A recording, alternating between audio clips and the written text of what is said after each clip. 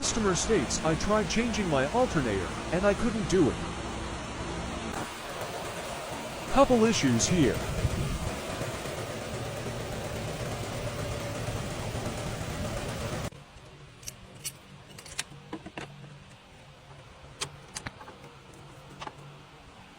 The customer did mention the tensioner being a problem to work with.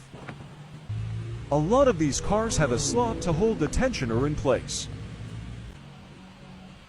The belt did not get approved for replacement, so I'll move it out of the way.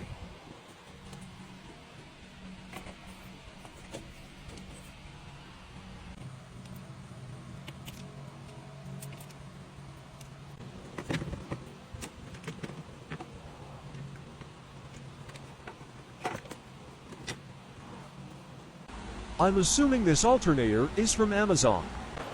Doesn't hurt to clean the grounding point.